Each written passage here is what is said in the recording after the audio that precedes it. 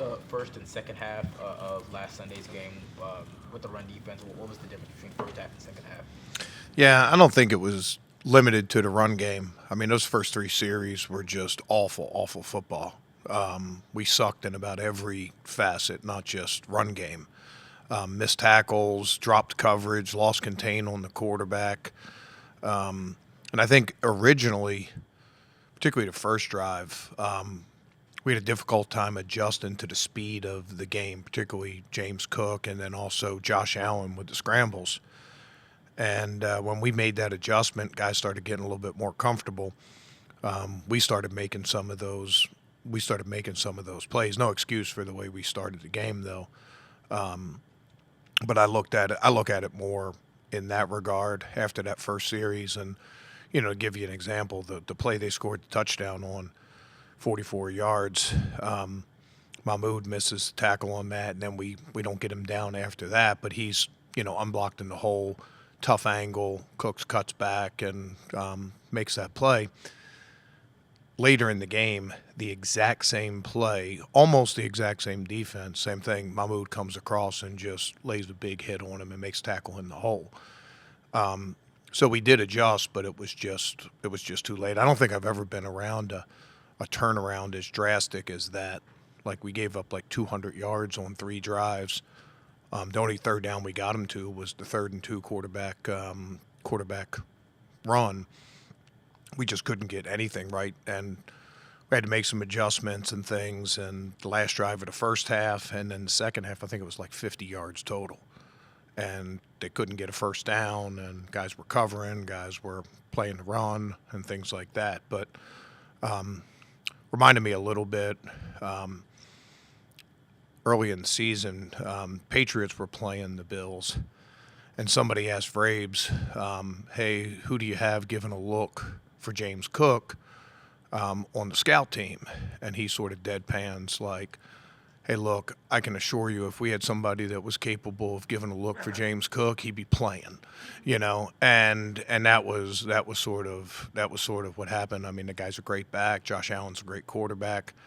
And I think another thing, I'm on the soapbox here, but if that game flips around and you say, I mean, we gave up 3 touchdowns, and then the other field goal we gave up, it was 2 yards on the drive to give up the field goal. But if you said we had given up 90 yards rushing and 160 passing, that might have like, oh, wow, great job. But rushing yards are different. I talked about this the other week, where rushing yards have a psychological effect on your defense. And I was proud of the guys, the way they turned it around. They kept fighting. Coaches were battling on the sideline, make some adjustments, things they were taking advantage of, took those away, and it was a little bit too little too late. But we made some stops late, a couple 4th down stops, played good on 3rd down. Not enough. We got to come out faster this week.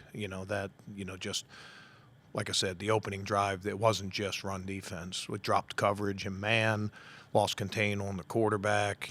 Things that you can't do in a game like that, particularly a player like Josh Allen. And we paid the price for it. What did you make of the scoring change that New York made on that one sack at the goal line? They originally gave it to Mason Graham, who touched Allen. Then they changed it and gave it a half to Alex Wright and a half to Miles. Yeah, I think when a player goes down or goes out of bounds, there's like a lot of discretion there, and they judge like who the person was that like was most like forced the guy to either go down, give himself up, or to go out of bounds. I don't worry about stuff like that. I just coach and leave the stats to other people. Denzel was voted another Pro Bowl. We talked to him yesterday, and he's committed to coming back and playing these last couple games despite everything. So, what does he mean to you in that defense? Well, certainly when you have a guy that can cover the way that Denzel can, it opens up a lot of other things on defense. And I would say this: I mean, Denzel tried really, really hard to come back and play that game. And he was certainly willing to be able to go. But in his stead, Sam Webb, came in and played some good football for us. I mean, he had one bad play. They faked a run, looked like the wide receiver was cracking a safety, took his eyes to the quarterback, cardinal sin, and then the guy beat him across the field. But the rest of the time, he didn't. I mean, he was playing sticky coverage. He was challenging guys, and I thought that was a good sign. But there's nothing like having a guy like Denzel. And, Denzel gets voted for the Pro Bowl not because he has gaudy interception stats. It's because people respect what he does on tape, and they respect the fact that people stay away from him, offenses stay away from him. And, I think that's, a lot of times some of those positions are just like whoever has the most interceptions or whoever has the most sacks or whoever has, whatever. And when you really look down, I think there's been some Pro Bowl corners that might have had gaudy interception stats, but didn't really play well overall. And one of the reasons they had a lot of interceptions was offenses were willing to throw at them a bunch. So it shows the respect that that opponents and people like that have for Denzel. We certainly respect him, and hopefully we'll be able to get him back on the field. I know he's willing, so hopefully we can get him back on the field soon. More on the on the run defense, Jalen Warren. What challenges does he present you this week? Yeah, I mean, it's not just him. It's Gainwell, too. Gainwell's really increased his role since the first time we've played, not just in the run game, but the passing game. And, one of the things Pittsburgh does with Aaron Rodgers is they throw a lot of short RPOs, quick passes, like little option routes to the running back, which are high percentage plays that are sort of an extension of the running game. And both of those guys are really good run after the catch. A lot of short throws, a lot of quick throws, and run after the catch. And both Warren and Gainwell give those guys a little bit different style. Gainwell's more of a jump cut glider kind of a guy, and Warren is just, compact and vertical, a lot like some of the guys, like the guy we saw from Chicago, who I know I butcher his name, but I respect that guy. And, the Raiders guy, like, those Gente and, those guys, he's a little bit more in that mode. They'll use both of them. So, we got to know which guy is out there. And then also, just really work hard for tackling and allowing no run after contact, but also no run after the catch. The way he's playing. Is what? What do you make of the way Aaron Rodgers has played the last 3 games? Nothing surprises me about Aaron Rodgers. I first went against him 2008, I think. I was in Tennessee, and it was his first year as a starter. Went against him a bunch when I was in Detroit. Super smart, been around forever, elite arm talent, good mobility,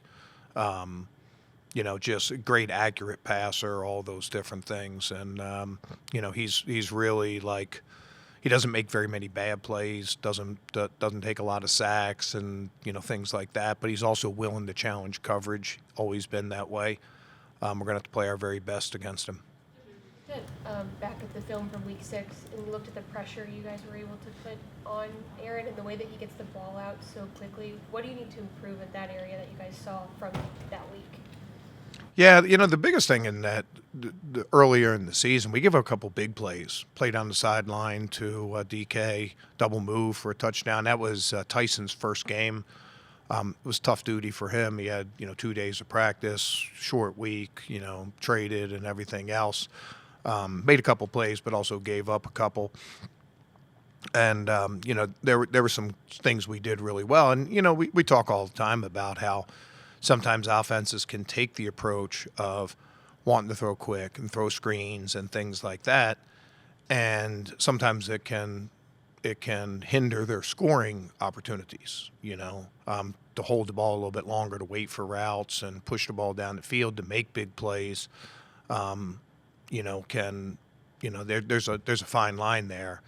And I think in general, our combination of rush and coverage just need to work together to be able to go. There were a lot of really good rushes in the first game, and we got balls out quickly and got off the field on third down. Wasn't necessarily a sack, but it still had the desired effect of what we were trying to do.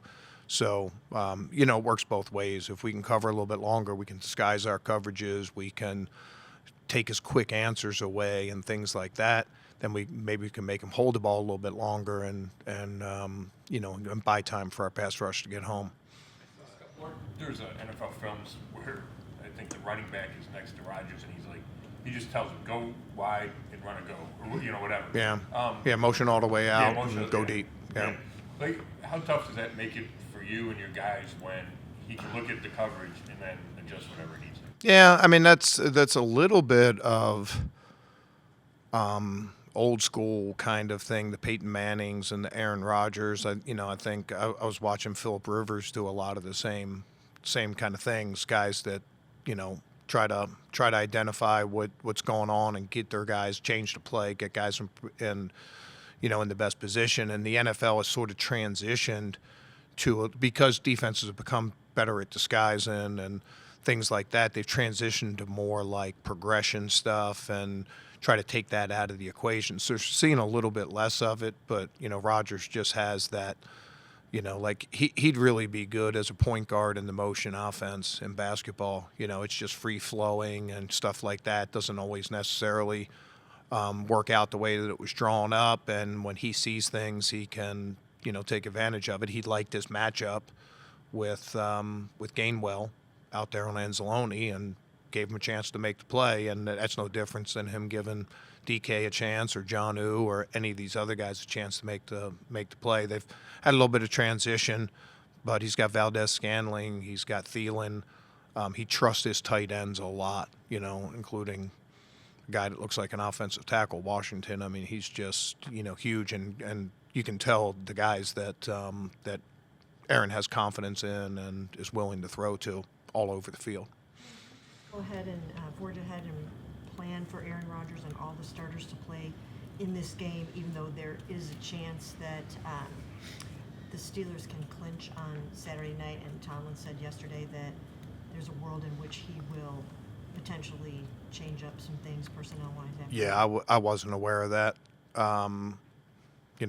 We always get ready for backup players and backup quarterbacks. That's part of our preparation anyway, knowing the skill sets of everybody that's on the field.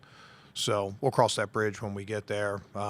We concentrate a little bit more on us and what our game plan is and how we're going to play. And if that's something they choose to do, then, we'll adjust accordingly.